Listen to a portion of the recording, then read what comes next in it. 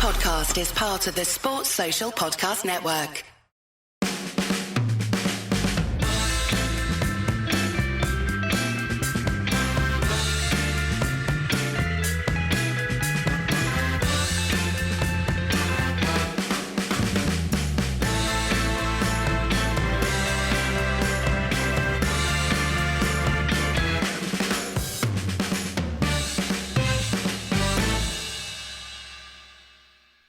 All right, Tom, that was some proper Yoga Bonito, wasn't it?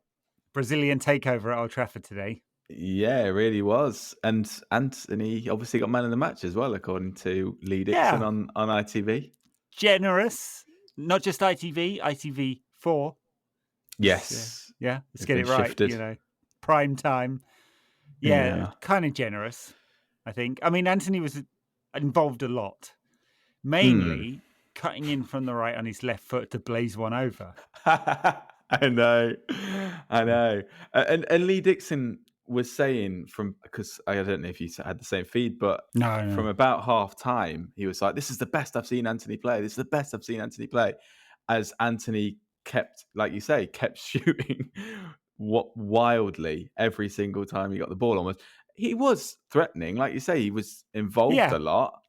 And like he did some good things, but that game kind of encapsulated him really. Like he did some good things and then did some wildly horrendous things as well. Yeah, I mean, it is definitely getting tiring as a point of debate, isn't it? It is. But it's hard not to talk about him because he's just, he stands out, not always for the better. And Danny Higginbottom on the program I was watching said he shoots when he should pass and he passes when he should shoot, and that's basically right. Yeah. So he's got some growing to do. He's nanny, but not as effective. Yeah, yet. But he did play a couple of nice passes. Obviously, the pass to Casemiro for his goal. Classic he played pass. a great one, a great similar one to Bruno in the first half as well. Like he can do good things. I mean, that's not a debate. It's just the wildly inconsistency that is very frustrating. Yeah. And I mean, Ten Hag has got to believe in him because he pushed for him, and he's got to believe him so much because he pushed for him, knowing surely that would have restricted United's ability to spend on other players. So he's got to believe that he can polish up this diamond. And he's not short of confidence as well. Maybe that could be a bad thing in some regards, but he always, despite how badly he's playing or despite how badly he's messing up the decision making, he never fails to want to get on the ball, which is right. It's a good thing, really, because you don't want, like, some players might just go missing, and you see, like, when young players come on, like Pellistri, like you think, oh, he looks really good, he's just not getting on the ball enough. Whereas you can never throw that with Anthony because he's always looking for the ball. He's always making that half move to the right, move to the left to try and get into space and stuff. And he does bring a lot to your game. It's just you want him to be polished, and he's not yet. Yeah, that's right. He doesn't seem to get down about it either. I mean, he slipped when he had that sort of open chance right at the end. That was a real big miss. And he sort of laughed it off, which was good, I think. So yeah. Anyway. It is a weird one, and I'm sure all season and probably for seasons to come we'll be like, come on, find some consistency. But yeah. There was some other good stuff. I felt United were kind of slow in the passing in the first half. I mean, it feels like when you got a team that's sort of 5-4-1 with a big lad up front and defending really deep, that you want to move the ball a bit quicker, and they never really did that. And because both Rashford and Anthony, when they get the ball, want to cut inside, they were cutting inside to all that space. And because Wan-Bissaka doesn't want to go round and overlap ever, there weren't too many crosses coming either. So it like really strong side, but kind of played into Reading's hands for a while there and just didn't move the ball quick enough, which is why it just didn't seem to get going for a while.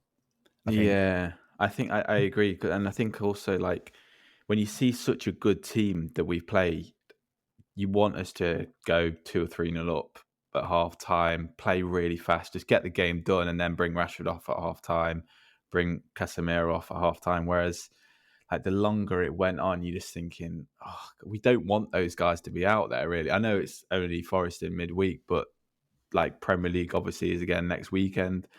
Like we don't want like Rashford to get a hamstring injury or Casemiro to get a hamstring injury, trying and frustratingly getting pushed back by Reading. Like we just want to get that game to be over. And also, like I'm sure like other people, I want to see the youngsters come on. I want to see more KB Mainu and Palestri and Garnacho and stuff.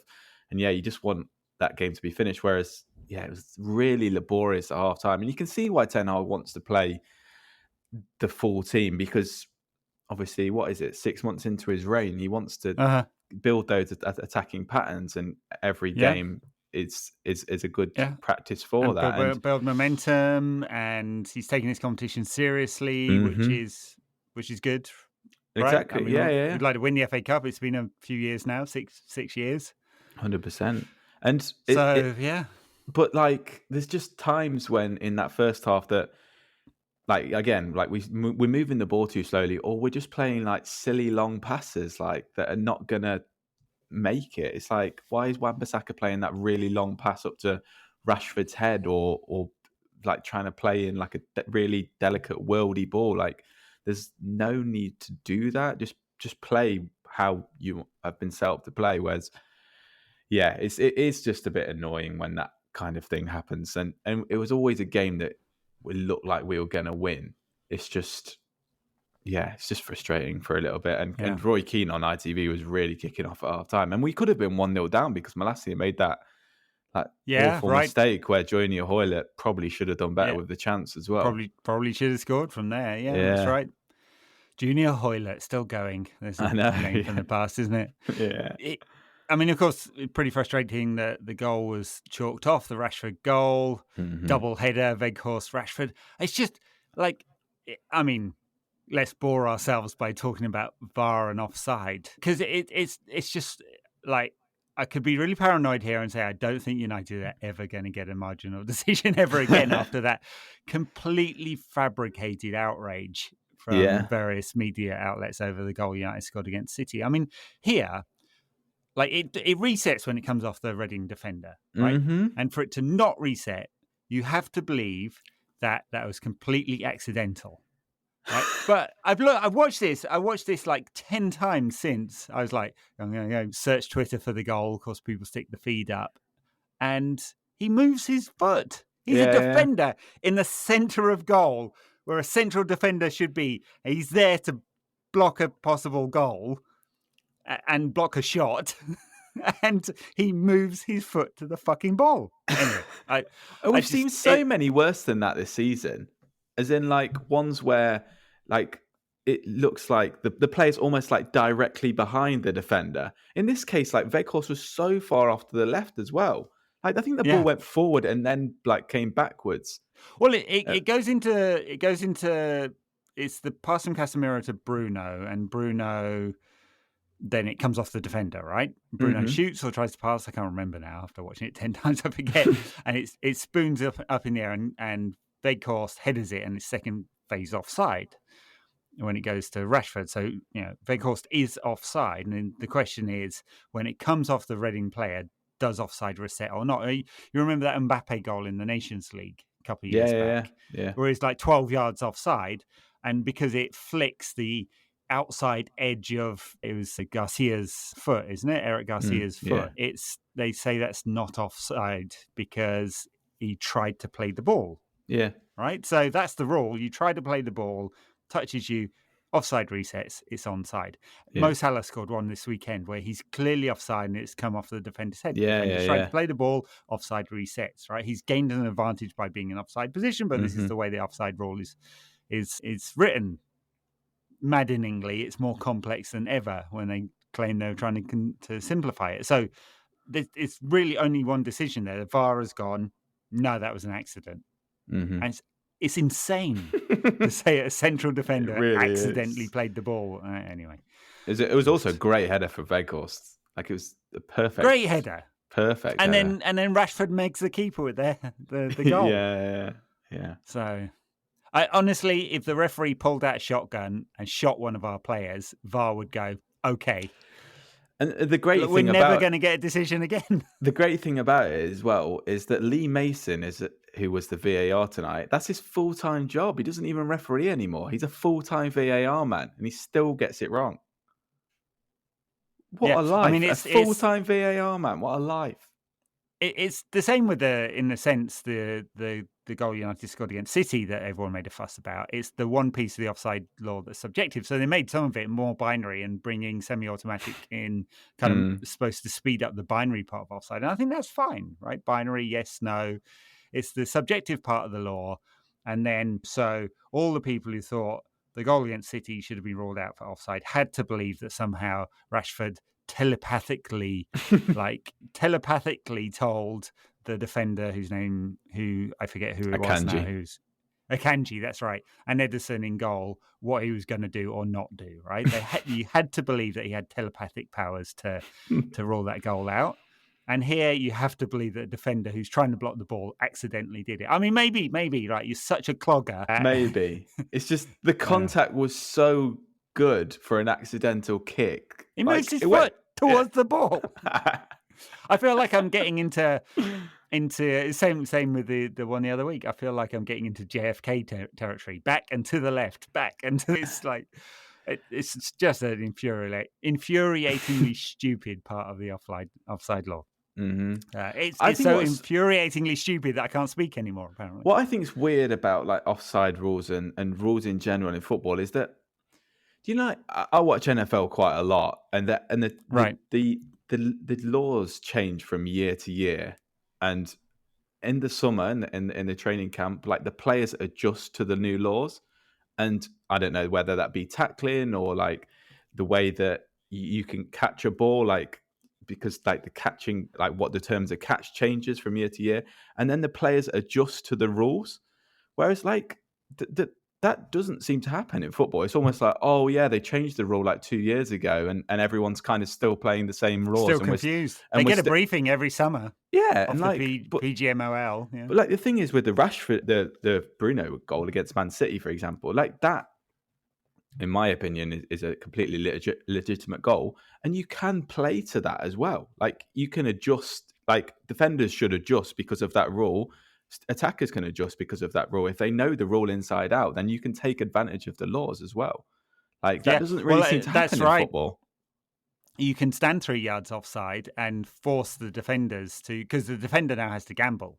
Yeah. It's very hard playing offside trap. The defender has to go, I'm not going to get this ball. He has to calculate that he's not going to get the ball. Definitely not going to get it. Not going to accidentally touch it in trying to get it. And in fact, if a ball's played through to a player miles offside, you should just leave it and trust that VAR will. But instead, VAR will get it right. But instead, you get the argument. It's like, oh yeah, but it's not really fair. And then the defender will be like, yeah, but it's not fair that guy was there. Yeah, it's not fair. But that's the rule. That is literally the rule. So you've got to adjust your game to it.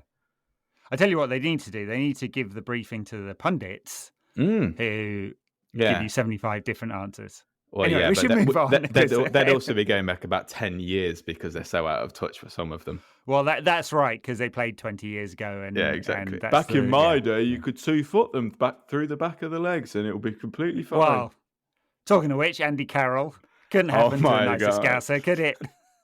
He was revved up for the game, maybe you could say. Just a little bit. Being a bit of that 17 games he's played against Manchester United, 0 goals. It's like Raheem Sterling, isn't it? It's magical. I mean, he was a Liverpool player for a short amount of time, but once a Scouser, always a Scouser. I think that's the role, isn't it? He was hilarious tonight because like he was kind of like just watching Lindelof and Maguire pass it between them and then standing there like, yeah, you're going to have to go past me. And then, yes, easily knocking it past you every time. And then him just being insanely wound up like throughout. Like he could have got booked earlier. And then the one on Malassi was shocking. And then the one on Casemiro was obviously shocking as well. Casemiro's like looking at him like, what are you doing, mate? I'm sure this is what Casemiro wanted when he signed for United. He really wants to be playing Reading on a Saturday night. Yeah. Yeah. Anyway, good job he didn't get injured, really, playing in another game he probably shouldn't have played in. I was thinking that too. But good job he did. I was thinking that at 2-0 when they're down to 10 men, and he kind of went really steaming over to a challenge at one point. I was like, what are you doing? Like, what are you doing? Just stand still and wait to come off, please. Like, you're so important to us. Lovely finish for his first goal. Lovely finish for both of them. Great pass by Anthony, and then he scoops it over the keeper. Great. I don't remember him doing this much at Madrid. No, I was thinking the same thing. He's just got so much to his game. He's just amazing. I saw someone describe him as a magnet, which he really is. Like, you just watch him move across the pitch, and he's always where the ball is bouncing or dropping. Like, he's a second ball merchant, and he's also just so good on the ball, so intelligent with his runs, and can obviously finish really well as we've seen tonight. Like, he's got everything. He's great in the air. He's a great personality. He seems like a lovely lad. That's why he gets away with some shocking tackles. He's got that little cherub face of his. Yeah, he just smiles at the ref like, oh man, didn't mean to do that one. It wasn't me, honest cop, governor, officer, whatever. Yeah, isn't that the kind of leadership that we should have got off the player who we shall not name, who's now playing in Saudi Arabia? Yes, that's leadership. That's like performing on the pitch, even though he's got how many Champions League titles? 5 Champions League titles and 18 all titles. This success, and he's still steaming around the pitch against Reading.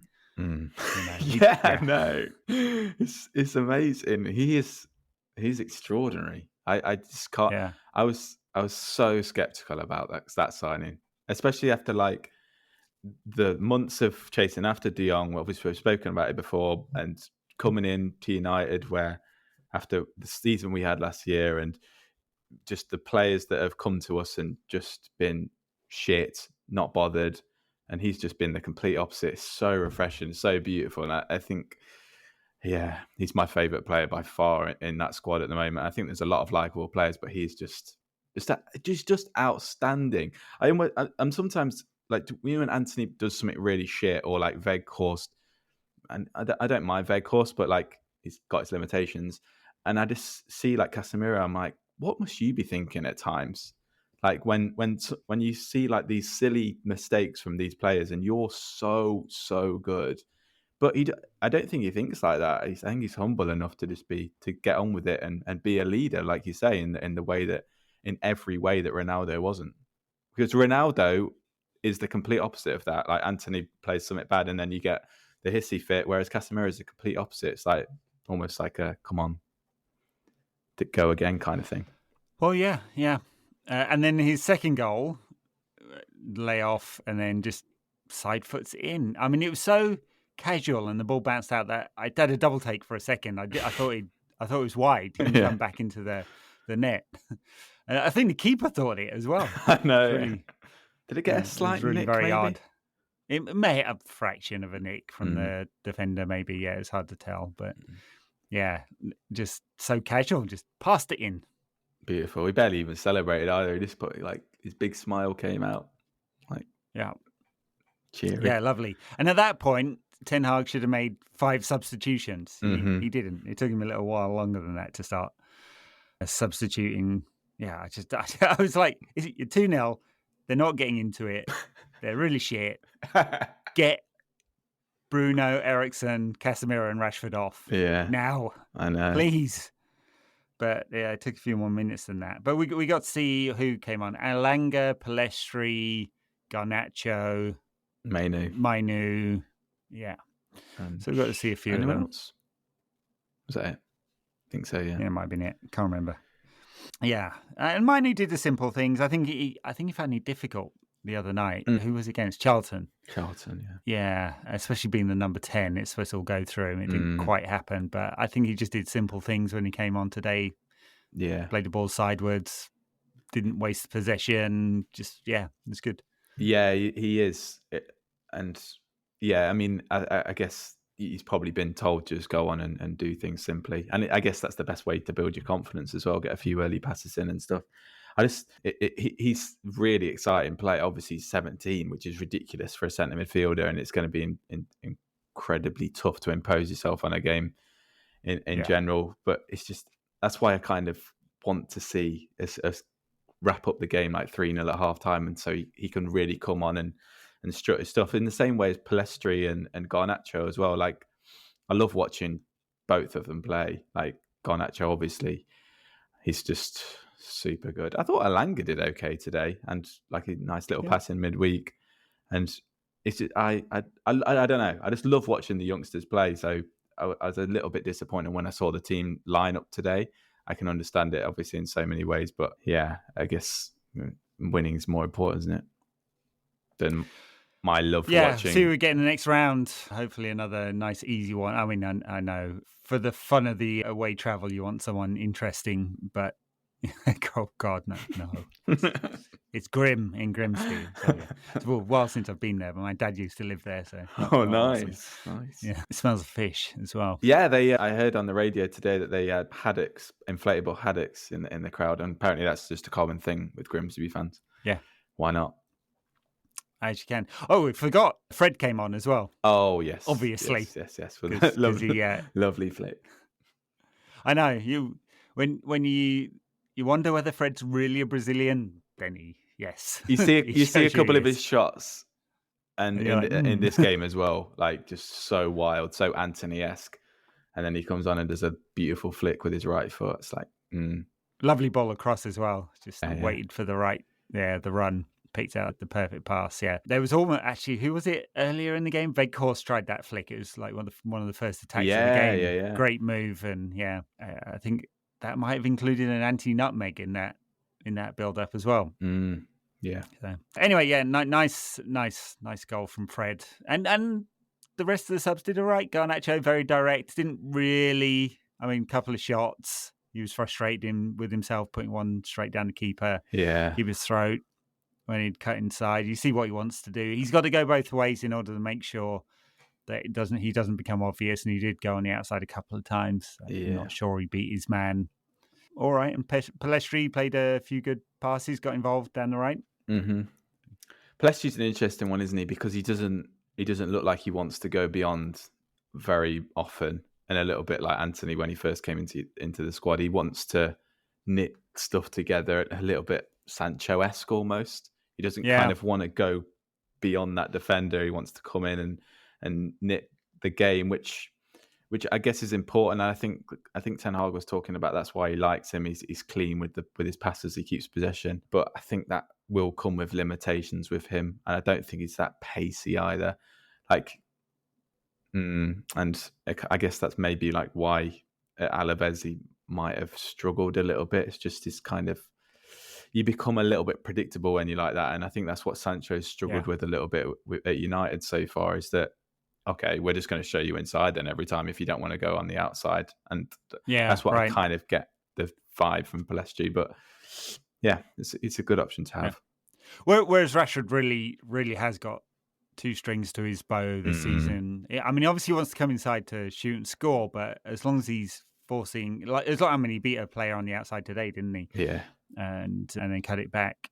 As long as he's doing that, then the defender doesn't know which way. And it's true. Like, neither Antony nor Pellistri nor Sancho have Rashford's electric pace. Garnacho does. Garnacho does, 10-yard burst. And it really does make a difference to how a defender is going to have to defend. They're going to have to go less tight. So they're going to have to drop off a bit. You can almost see that. You can almost see like the white of their eyes, the defenders, when someone like Garnacho or Rashford run at them. They're just like, oh shit! Like, I'm gonna have to pedal back like so quickly. In the way that Rashford scored his goal on Wednesday night. Like, Joe Worrell was just like, I'm just gonna have to keep running back here because I'm so scared of him just putting the ball in behind me that I'm just gonna have to keep backing off, and then it's usually too late by then. You've got like Rashford's getting a shot off or Garnacho's getting a shot off. Whereas Lindelof and Maguire backpedal with Andy Carroll running at them. Maguire hasn't seen a backpedal he doesn't love yet. So. Oh man. Yeah. He played on the right of the defence today, Maguire, which he's done a few times. I think basically Ten Hag's got his pigeonholes. It is Varane and Martinez. If it's not Varane, Maguire or Lindelof can fight it out for second choice there. Yeah. If it's not Martinez, it's Shaw, because he wants the left footer there. which kind of tells you they might look at buying a left-sided central defender in the summer, like maybe a younger one or something. But he's absolutely he's that's what he wants, Ten Hag. And so Maguire's got a real problem. He's just not going to play very often because he has to rely on Lindelof not being in form, of Varane being injured to get in the team. It was a bit of a Van Gaal thing as well, because Van Gaal was like that for a little bit, wasn't he? Because he even played Tyler Blackett a few times in that left centre role. And obviously Daley Blind was there quite a lot under Van Gaal. And I can see why. It just helps so much in the build-up when you've got a player who can... Well, he's just on the right, left side of him, and rather than having to kind of cut back in all the time, it opens the pitch up so much just having that player there. And I mean, obviously Lindelof's on the left side today, but it's like clearly Ten Hag believes he's just more comfortable there, or prefers him there, or he just wants Maguire in the right. I don't think that's where Maguire wants to play, given that when he was top dog, he got to choose. Yeah. Anyway, he's gone in the summer, I'm sure. It'd be madness if not, because you've got a mega... Where do you think he goes? Mega earning... I don't know. I mean, a up-and-coming team with a lot of Saudi money, maybe. Do you think we'll sell him to them? I mean, I remember we sold Juan Sebastian Veron to Chelsea just after they'd got all their money. Yeah, that didn't work out either. I mean, to be fair... Knowing how bad Maguire is, we probably should sell him to them, because he's not better than Botman. No. I don't know who other centre-back is. Having a very good season. Might be better than Fabian Schär. But yeah, that's true. Well, probably a bit similar, actually.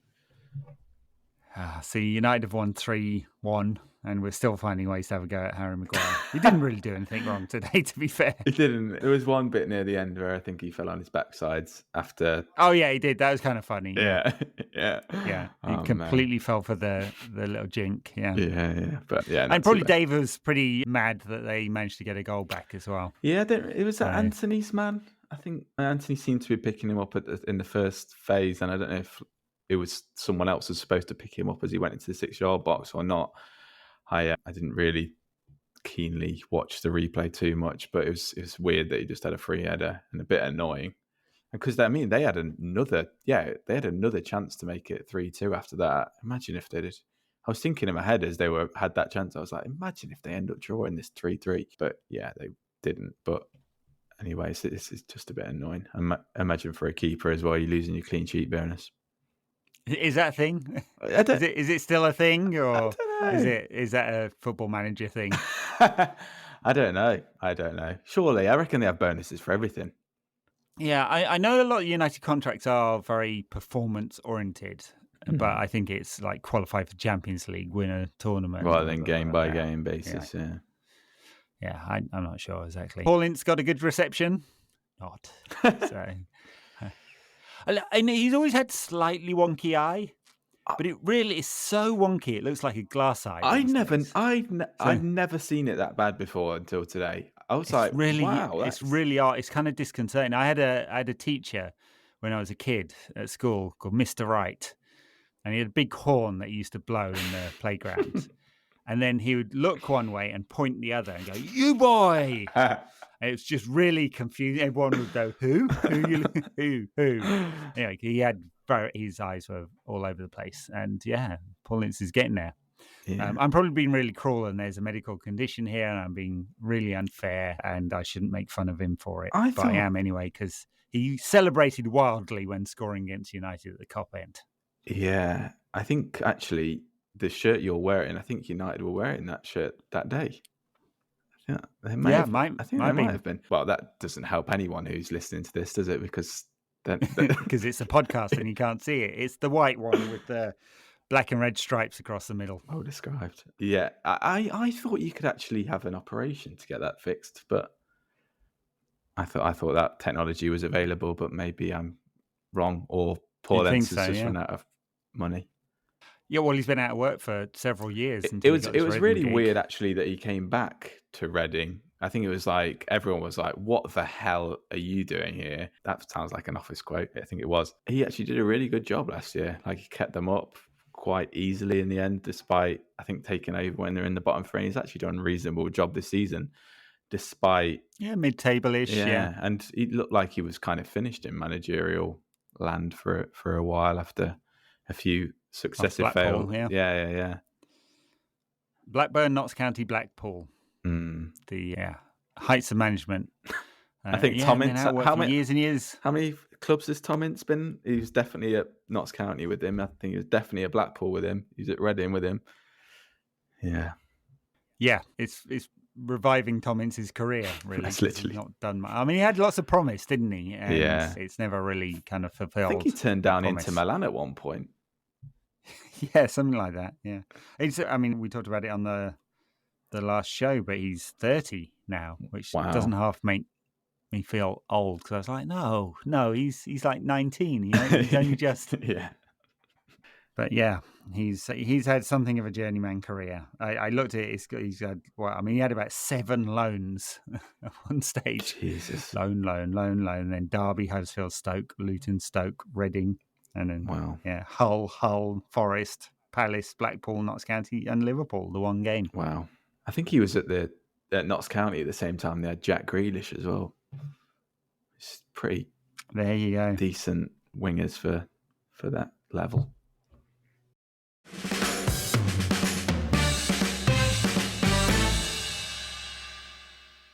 All right, so we've got a game against Forest in midweek. It's just no breaks. No. Thankfully. I don't know whether it's thankful or not, because it created a break. If Leeds had drawn today, but they won, then that would have cancelled out that midweek game and there'd have been a free midweek. But it had just had to go somewhere else in the season. So I guess... Yeah, I guess this is about as free as a week it can be while playing a game. Yeah. Because, Ten Hag will probably play his presumably full Thursday. Well, I know. I mean, I was thinking today's the one, but I guess he really can. I mean, even with quite a lot of changes, so he made 6 changes and a couple of the kids and Garnacho, and you definitely don't want to see Eriksen playing again. No. He definitely needs a rest. Yeah. And we know what Bruno's like when he gets knackered. His performance level drops off quite a bit. So he definitely needs a rest. But yeah, even if he made 6 changes, played a bunch of the kids, can't see Forest winning 4-0 at Old Trafford. It just seems... Not with Wayne Hennessy in goal. He should. We'll get 2 at least. He's bound to give us 1, isn't he? Yeah. I mean, all you'd have to do is kick a couple on target and 1 will go in. Like, the guy can't dive. They're actually after Keylor Navas, which would be very interesting for Henderson if they sign Keylor Navas, because they're looking to sign Navas on a loan to the end of the season. But obviously Henderson's injured at the moment for 4 to 6 weeks or so. But if they bring in Navas and Navas is as good as he can be, then Henderson's not playing to the end on the bench. Yeah, which would be really funny. Then he'll have to give a really angry interview to whatever club he's at next season, TV, about how he was disrespected by Forest. I was like a caged animal. God's sake. Anyway, but yeah, like you say, play Fred, play McTominay in centre midfield. I would we'd still that's not horrendous if McTominay's fit. Yeah, I guess he wasn't today because he wasn't on the bench. Yeah. But yeah, Mlassic can do with some game time. I don't think Shaw needs to come back. I mean, it'd be nice if Dalot was fit, but he wasn't on the bench today. So this hamstring problem's dragging on a bit, isn't it? Yeah, I was hoping Sancho would be in the squad today as well. Yeah, I know. I mean, I guess we just have to wait until it's all ready and trust that Ten Hag, who's making most of the decisions right, can pick the right time to reintegrate him. It's just, it felt like this week, Reading Forest was a good one for him to come back into. Yeah, perfect. Whereas when it really gets, I mean, it's Palace, Leeds, and then Barcelona, and it's a bit hard if he's not getting any game time before any of those to expect him to come into some of these big games. Mm-hmm. Yeah. Anyway, when it's ready, it's ready. He's been out for so long and we haven't got what we expected we'd get out of him in 18 months. So we just got to wait. Yeah, for sure. But Garnacho's got to come in for Rashford. I'd probably keep playing Weghorst. I think a couple of more goals and he really see his confidence because I think he was getting a little bit frustrated today as well. Like there was a couple of chances where he had where like I think he needs to feel like a Man United player at the moment, and he doesn't probably at the moment. He kind of feels like a guy who's on loan from Burnley, and I feel like the crowd. I was at the Arsenal game a couple of weeks ago, and the crowd were like just talking about how shit he is all the time, and I think that's always going to happen when you signed on loan from Burnley. Like people are just going to have perceptions about you being that kind of player, and I think he just needs to kind of, if he scores 2 or 3, because I think he's doing a good job. Like I think for what he is, like he's obviously slow, he's not going to run in behind, but like what he's doing is coming and linking the play, and I think he's actually like performing and making us better by being that player. And I think just a couple of goals will really get his confidence up, and he'll become even better well. Like it'll start to flourish. Whereas I don't want him to start getting in his own head and feeling like he's a guy on loan from Burnley, which he obviously is, if that makes sense. He's a confident fella by all accounts, so I don't think I don't know if that'll happen just yet. He obviously needs to score goals, and it's good he got one the other night. And he needs to get up to speed with the intensity of the Premier League, which is different from Turkey. Yeah, I mean, Dele Alli scored in Turkey yesterday, so it speaks to the level of that. Heights. Yeah, for Besiktas as well. So these games are important for him. I mean, and I think you're right. He's pretty neat with the ball in his feet, great control on his chest, and laid it off today, kind of thing you're not going to get out of anyone else in the squad. He's not quick, although a couple of times when he's chasing down the Reading keeper, whose name I forget, who is very slow on the ball, I was like, "Oh, you've had another level of speed here, fellow." He's like really hungrily chasing him down. Yeah. So I expect him to play. I mean, we'll see. Manu played against Charlton. He could start, but although McFred's makes more sense, Garnacho could definitely do with the start. Yeah, I think Elanga could come in if they want to give Anthony time off. Although Anthony, it's like you got to feel like with him, he just needs the rhythm of playing and playing and playing. So we'll see. Anyway, there'll be plenty of changes. United are through, barring some ridiculous level of exploding, which I don't expect will happen. And then we just got to hope that Southampton do a decent job. Yes, in the other leg. I really don't want to play Newcastle in that final.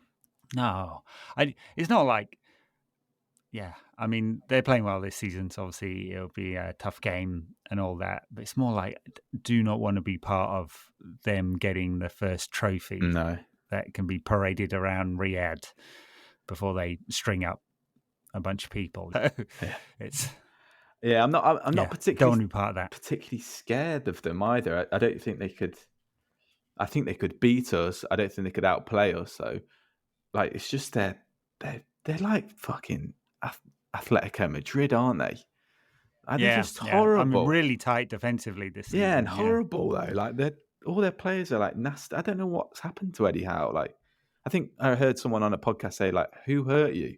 Like, he's just become like this nasty man. He was such a lovable bloke when he was at Bournemouth, and now he's just an evil man. Well, he was such a lovable bloke, but they went down having conceded 200 goals. Yeah, and everyone said it's because Eddie Howe can't defend. Can't coach how to defend, and then he didn't get a job for ages. And this is the job he got, and then everyone criticised him for just taking the blood money, and said, "Eddie, are you going to defend the regime? Do you believe in chopping up journalists?" And he just got a massive chip on his shoulder as a result. Yeah. So there you go. And he's got to live with himself. He took that money, right? There's a cost to that. Yeah. And he was okay with it. So anyway, I hope they blow up and Southampton somehow beat them. It seems unlikely. But Southampton maybe struggled past Blackpool today as well. They're not exactly... That game against City seems like a complete blip. I thought they might... I am completely... I thought they might be turning the corner under Nathan Jones because they had that one game and they beat Everton away, and I thought, oh, maybe they're going to do something, but they're not. They're just useless again. Yeah. All right. I think that's it. I haven't got anything else to say for you. No, no. We're going to try and find 45 minutes of content to talk about United beating Reading in the FA Cup and a dead rubber against Forest. Big one. The big one. Do it somehow. The big one. Big one. Backers, we are going to talk about some of the players out on loan. So some of them doing pretty well and just have a skirt around. Other than Dean Henderson, because he doesn't count. Yeah. And he's a dick. But yeah. Patreon.com/NQAT pod if you'd like to back us. And everyone else will see you after the midweek game against Forest.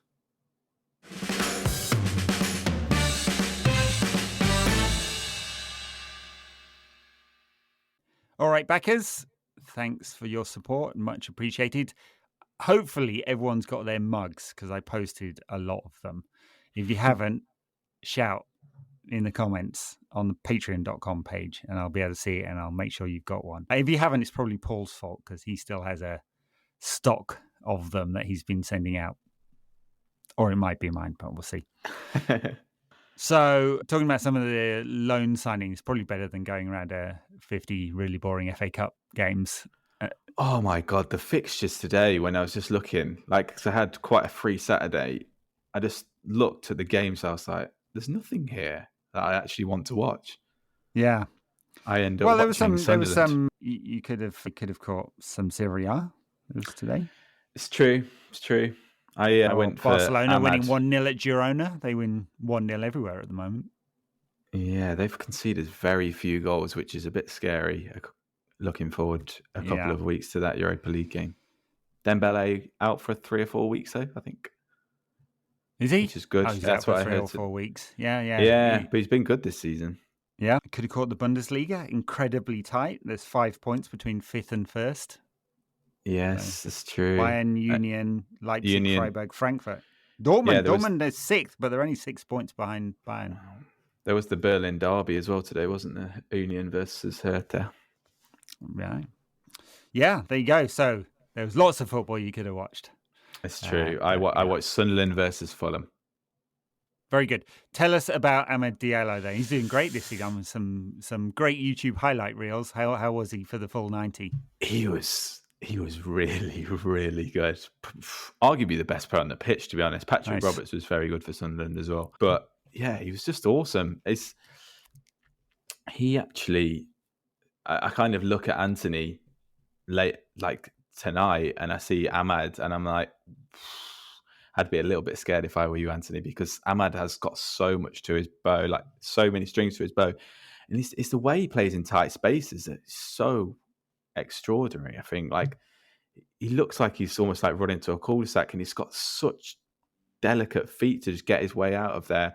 His end product isn't great, but you could argue that it's no worse than Anthony's, arguably better. He got a lot of shots on target today, had a lot of decent passes, and for someone who maybe a year, maybe even 6 or 7 months ago when he wasn't really playing much at Rangers, I know there was kind of reasons for that because Rangers were in a bit of good form, but you think about how much he was bought for, and you're kind of thinking, is this really what kind of did United scouts see in this guy? Really, there was a lot of me thinking that, but the way he's kind of doing at Sunderland, I think, well, these guys are obviously paid the big bucks for a reason, because I really couldn't see it with him. Even in watching him in the youth team, it's okay, I can see why you are quite good, but it doesn't look like you're gonna ever have the frame to strength people out, or you're not that quick.